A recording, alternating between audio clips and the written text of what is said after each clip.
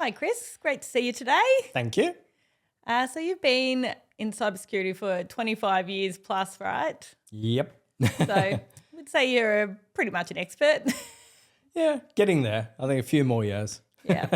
So you've seen a lot of changes, though, over the last few years with AI. And did you ever imagine that AI was going to take such a strong role? Honestly, no.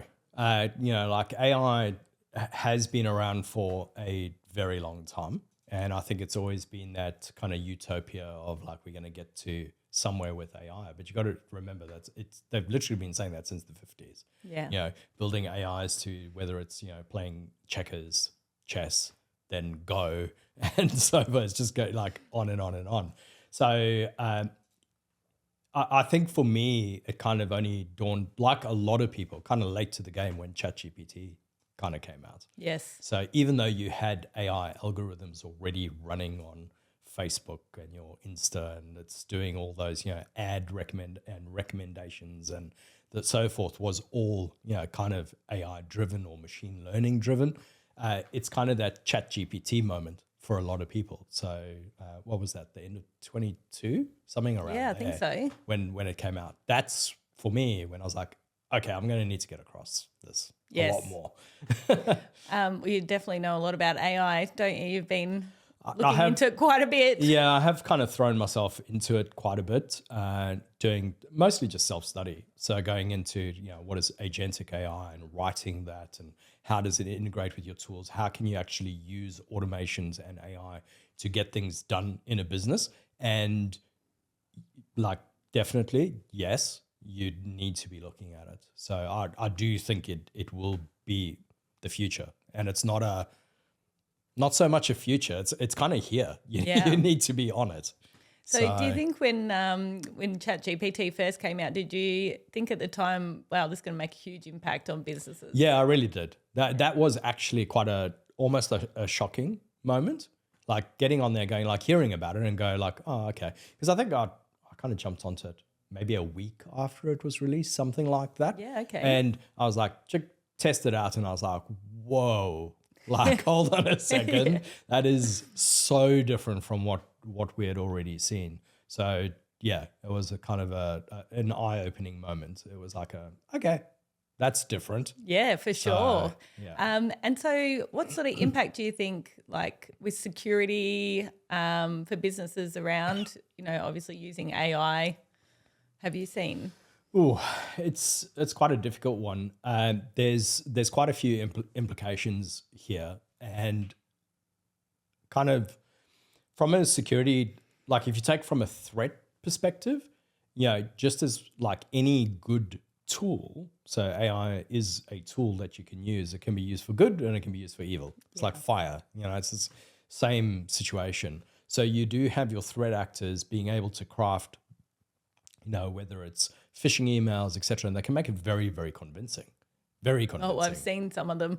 So, it's that kind of thing that is going to make it a lot harder for our people. And at the end of the day, cybersecurity is about protecting people. Yes. Yeah. It's like you're protecting systems, and it's this, and it's very technical. And it's like, yeah, but ultimately, why are you protecting the systems? It's to protect people. It's always about people at the end of the day, whether it's their data or their ability to work or whatever, it impacts. Yes, well, that's right. So, it does. That's where it comes down to. As for the flip side on the security side, same thing. So I can use AI to help look for problems or suggest solutions to potential cybersecurity problems. So it does go both ways and how you can use it. So why should it be such an important thing for business owners and executives to get their head around? Like some business owners will be like, well, we're not using AI. Why should I worry about it? Yeah, look, a great question. And you might not be. It really does depend on your business. The recent stats I read out of a report, and we'll put in the comments on LinkedIn of what in the show notes or whatever on the podcast of where we can get these reports. But there's a report of stats. It was done globally, and it was something close to 70%, if not 70%, of employees use AI without the say-so of of their business. You know, I would believe it. They're not asking their boss whether they can use it. They're using it, right? Yeah. And I think that's a reality you've got to be aware of. The concern from a cybersecurity perspective is, are they feeding in company proprietary information or feeding in, you know, personal identifiable information, even if it's around businesses, etc. That's the concern. Because if you're feeding it into a free model, it's going to take that information to retrain the model, which means that data is actually available to anyone that requests it. So that's where it can become a problem. So why should you worry for that? Data leakage is going to be a problem, loss of proprietary information. And again, coming down to, if you don't have a policy in place and so forth, and your people are just using it, right? Yes. What if you then get found out at some point? Or what if they just take whatever's coming out of AI verbatim? Because it's not always right. No, that's very true. It is not always right. So you've got to be careful of like hallucinations is what it's called, where because AI is designed, it's almost like to please, right? I will answer you regardless, even if I have to make up the answer. That's basically what it's coming down to. So you can be trained to prompt better, to get a better response, to double check the responses. You can do all of that. But if you've not trained to do it and you're not educating people to do it, then you could get terrible output. Well, that's true, because even seeing how you use the AI tools and the prompts that you use and the information that you get back, I find like really quite amazing, because you obviously know how to drive the tool, and it is something that you need to learn. It's not necessarily something that comes naturally to get the information that you want, and of course, as you say, the right information. Yeah, so absolutely. That's a really valid point. And I'll tell you what, like you don't need to pay for course. Like I haven't paid for any course. It's all just the information is out there. You know, at the end of the day, as weird as it sounds, you can literally ask Chat, you know, GPT or Claude or whatever you want to use, Grok, doesn't matter. You can literally ask it to train you how to prompt better, and it would do a really good job. Oh, I haven't tried that. Of training you how to actually prompt, because there's a lot of prompt kind of frameworks, let's say, that you could follow. Yeah. And you just find one that you're comfortable with, that works and gets the right output and so forth, and you kind of stick to that. What I can say is the prompt does become longer. You have to think more and be more specific about what you need in there to get a good output. But it's definitely available. And I guess it's just one of those things too. It's a little bit of trial and error to sort of because you'll learn. You want. Yeah, exactly. Absolutely. So, yeah, interesting. And another thing that we've spoken about, we've touched on lightly previously, is shadow IT. Can you explain a little bit about that? I kind of think I've said it before that AI is like your new shadow IT, and that's just purely around your employees using it without your knowledge. Yeah, that's the key problem, I would say. And you know, if you're a business owner and you're listening to this, you definitely want to do some sort of audit and check where you are with this sort of thing. You know, there's strategies out of Gartner. There's reports from Harvard Business, etc., that will lay out what you should be doing, how that looks, how do you audit, etc. So it's kind of the usual like strategy, people and culture, even competition. Looking at, are your competition using AI? Are they getting ahead of the game because they're using it?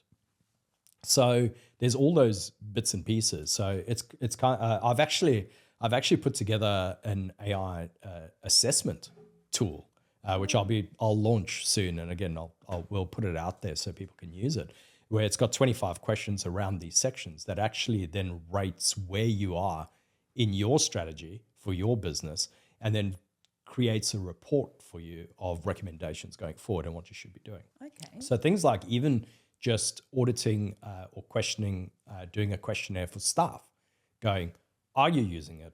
What are you using it for? Where's it helping? Where doesn't it help? would it be useful if you had a paid for tool versus just trying to do it on your phone? Like you're going to have to, it's difficult. Staff are going to have to be honest. Oh, it's just, you must be reading my mind, because I was thinking, well, that's going to have to be framed a certain way, because people are going to be thinking, oh, am I going to get in trouble if I say, yes, I am using it? A bit defensive. Yeah, absolutely. But I'll tell you what, the only way to get to the bottom of it is then from an executive level to embrace that situation, go out there going, look, we know people are using it. Let us know what it's for. Maybe we can help, etc. From a business owner perspective, you want to get to a point that nobody's using a free tool, ideally. You do want a paid for tool that you have a bit more control over, is going to be better. Now, I don't know the ins and outs of all the models. There's literally thousands. So I've got some of the models that I have used. But if you take ChatGPT just as an example, because it's probably the most common one most people are using. If you're using the free tool and you're kind of just chucking stuff in there, right, it is going to be used to train the model. If you got a free version, like a Teams account, like a business account, you even at the bottom, in small writing at the bottom, it says, hey, the output could be wrong, check your work. It always puts it there. On top of it, it will actually say your data will not be used to train the model. So it's quite important, and be careful if you've got a person, if you're paying for your own account, because you're going like, no, I need this, and you even paying for it to help with your work. There is a setting in ChatGPT. By default, it trains on the data. You have to go and switch off. There's a setting that you need to, so go into settings, and there'll be a setting in there that you need to slide it off going, data training, or I can't remember what it's called. You'll see it. There's not a lot of settings to work through, but there's a specific setting where it will not train on, even though you're using a paid account. So you've got to go and check that sort of stuff as well. Oh man, that's an excellent tip, because I didn't know that. So I will be going to have a look at that and sliding that off. So do you think that executives and board members are underestimating how much people are using it? Definitely. Like I mean, some probably not if they've used it themselves, but you still come across people that have never used it. Really? Yeah. I've come across someone just last week. They were like, what? We were like, ChatGPT. And no. Wow. No clue. Maybe it's because I work for an IT company. Exactly. So Yeah, that's the thing that you got to be aware of. If you approach a business and most of their work that they do is tradey type work. They're going out digging trenches to lay in cables and stuff. You'll be like, oh, they don't use it. They don't need to. But then you go, okay, but what about the rest of the business? Yes. There might be marketing. There might be sales. There might be accounts departments. Are they using it? So you could think to yourself, oh no, we don't use it. We do this, whereby like half your business may very well be using it. So it's worth a question. So do you underestimate how much? Yeah, probably, I would say. It's kind of similar to the estimation of, if you look at executive estimation of, do you think AI is going to be necessary for growth and sustaining your business? You get like a 78% response of yes, we will need to embed AI and somewhere within the business. I don't know where or how or what that looks like, but I know it's probably coming. But 48% say that their business is ready for it. Oh. So there's this huge gap between we need it, we're not ready for it. And I would argue that even the 48% that go, yes, we're ready to do it, they're probably not. They think they're ready, but they probably haven't thought about all the ins and outs of, especially the security aspect of it. Yeah. I know you mentioned about obviously being on the paid versions of any of them that you're using. What other sort of security things do people need to be aware of with regards to AI? A quick example would be like, let's say you're using Microsoft 365, you've got a Microsoft tenant, and you want to just use Copilot because it's nice and easy. You can license it, and the back end is OpenAI, so it's kind of ChatGPT. So you're like, sweet, I don't need a separate account with ChatGPT. I can use Copilot, and it's embedded in Teams. It is pretty handy. It's right there, right? It's right there. And there's a free version as well as the paid version and all that sort of stuff. So you go, okay, we'll do that. But even then, some of the pre-work that needs to be done you've got to go through very, very carefully from an IT strategy perspective. And that's around like permissions and the data, right? And classification of data. So for instance, I would want to be in a position whereby I know that a staff member can't take something that's proprietary Yes. and put it into like Copilot, right? Because I don't want it out there. Or what if I've developed a Copilot agent that's going to help me with my emails and stuff? Like I don't want it attaching a document that's meant to be internal and send it automatically via the agent out. Like what if it does that by mistake? So the way you stop that is you could do classification on documents so that the agent respects the classifications that are put in place, where an internal document it just won't allow to be sent. And that's not necessarily the agent, that's the overlying security in the system, like Defender and so forth that you have built in there, that's going, oh, that's a classified document for internal, so I'm not going to allow that to be sent out via email, as an example. Another example, which is a common one I use, which is whereby your permissions are either wrong or you've made a mistake. Now, you've either made a mistake, so you've put someone in the wrong group, so they've got access to documents that they shouldn't have, right? But let's say I hire a new salesperson, right? And I put them in the sales group, and by accident, I put them in the management group, right? So they're busy doing their work, they've got access to the sales share and SharePoint, and they do their thing. They're not going to necessarily go and look for a management share or anything to do with management because they're hired as a salesperson. Yes. But if they've got Copilot and they just ask a question about something and Copilot's like, oh yeah, that's in the management share. Here it is. Yeah. Because the agent, Copilot in this case, right, the agentic agent is going to take on your persona and your permissions and go and grab that. So you as a person might not have gone and looked because you don't have malicious intent. Well, that's it exactly. But Copilot's just like, oh yeah, there you go. And that can be a problem. So if your data is not sanitized, it's not classified properly, etc. So there's a lot of work to do. Before you actually are because, AI ready. Businesses grab so much data. Like, look at Mercury IT. We've been around for 20 years. We've got a lot of data. But you just do. But, we go through a lot of processes of archiving data out and making sure it's not available. We take it offline. We look at data destruction policy, like, okay, this data can be deleted after X number of years, or, whether that's 7 years for the accounting records, or if there's whatever other data we have to keep longer for whatever reason, And that's the type of stuff from pre-work that you would need to do so that you're ready for AI. Yeah, which a lot of businesses probably are not aware that all of this has to happen before you're actually secure, which Absolutely. I guess with the AI readiness checklist that you are putting together, that will help sort of find the holes, It definitely, I guess. It definitely raises the questions at least. So you go like, okay, you need to be thinking about that. It's kind of like checking on competition.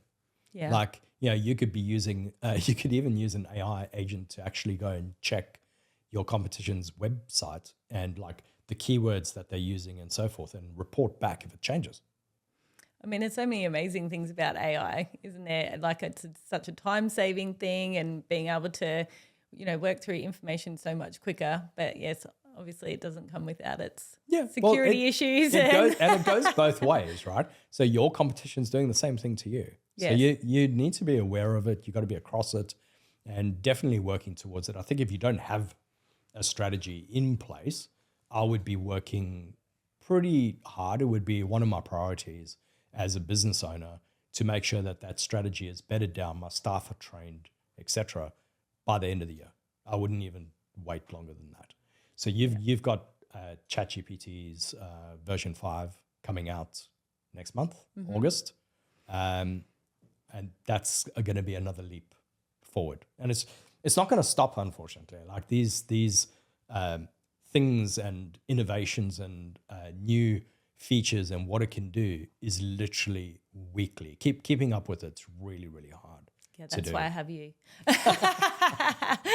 Because if I didn't work for an IT company that was so invested in keeping on top of AI, I probably would have had a dabble on ChatGPT, but I definitely would like probably most. not be aware of all the other tools that are out there and just, the things that they can do, and obviously. Absolutely. I look from a basic level, like interviewing staff around their processes and what they do, a lot of that can be automated. A lot of it can be automated. And it's not necessarily just AI. It's using automation tools along with AI together to actually accomplish certain things.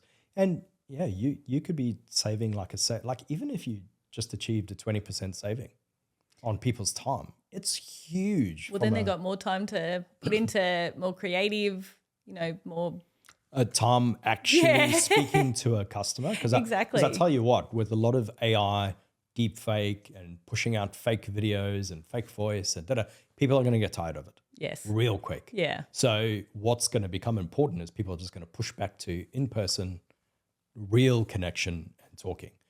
That's what I want my salespeople doing. Yeah. Like the easy stuff where it's like doing the background legwork and all that time. Speed that up, automate it, get it done, and then spend time with the customer, actually deliver value. Well, I think that people do see a lot of value in that face-to-face now, because we went of so far the other way after COVID and all that sort of thing, that now face-to-face is, it has a lot of value. I'd rather meet with someone in person than talk to them on a video call or... Absolutely. It's kind of like, you make that call and it's like, press 1 for this, press 2 for that. Because I tell you what, the AI agents are going to take that as well. You're just going to be talking to an agent and you might not even know. Like it should get good enough that you're just going to be talking to someone and it's like, I'll put you through to wherever. And so. Too bad when you do say, should we meet up in person? Exactly. It's like, well, that'll be hard. Maybe not.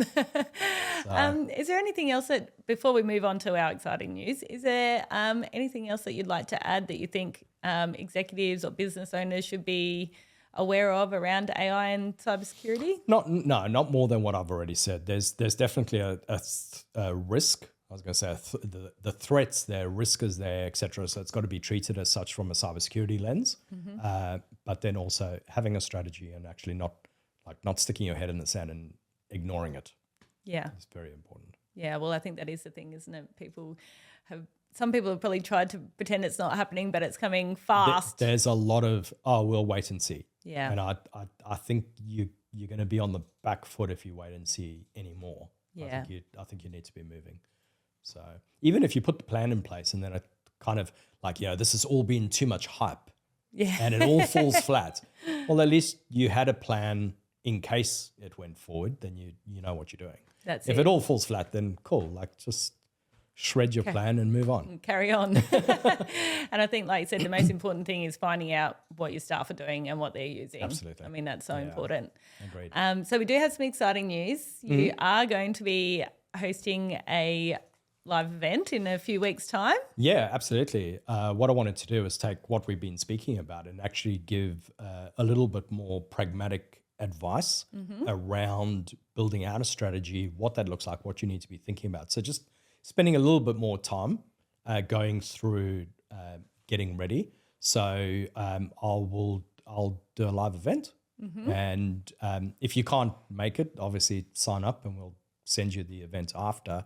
And the AI readiness assessment that I've built out will be ready off the back of that. We're just tweaking out a few little things at the moment, and then I'm bundling in an AI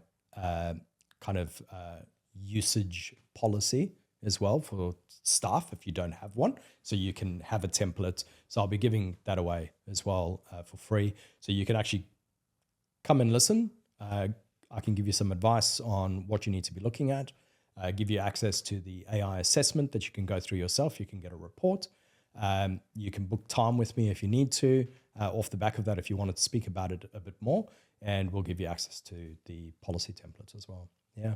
Well, sounds pretty beneficial to register then. Yeah, like I would. If you certainly not thought about it, or you're starting to think about it, or wherever you are, this will just at least give you a bit of a boost. It's always helpful, every AI training that I've done this year, like it's mostly been for board and executive teams, but it's definitely been an eye opener to see where it's going, what's happening, and them.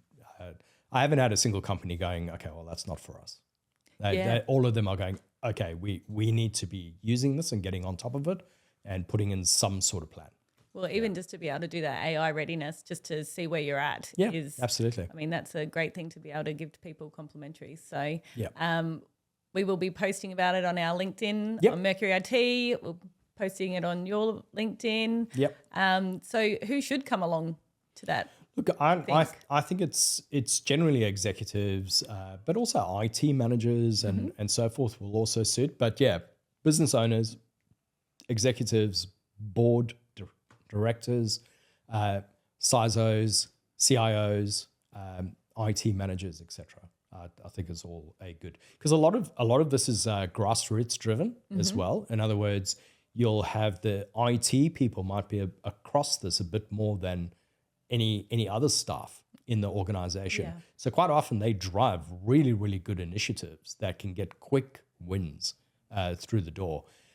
Because sometimes if it's driven from a not understanding perspective and it's a little bit flaky, let's say. Yes. It doesn't go well because there's not enough understanding and guardrails of where it's going to go and what you're going to do. Yeah, it's kind of like isolating out, okay, here's a work function that we can push forward and actually get full benefit from really, really quickly. So quite often that is driven from an IT perspective as well. So basically what we're saying is everyone should register. Definitely. No, it'd be great. It would be great use of your time. I mean, we'll probably keep it around 30 to 40 minutes. Yeah. And then I think there'll be some really useful information there. And we will record it. So, if people can't jump on at the time, then we can send that out. Yep. Excellent. Well, certainly covered a lot. Yep. And we'll pop some of those show notes that you're talking about. Yeah, the reports that I was talking about. Absolutely. We'll pop that in there. And, if people want to reach out to you on LinkedIn prior to the event, they can do that, or they can reach out to us at Mercury IT. So thanks for coming along again today. Awesome. Thanks for having me.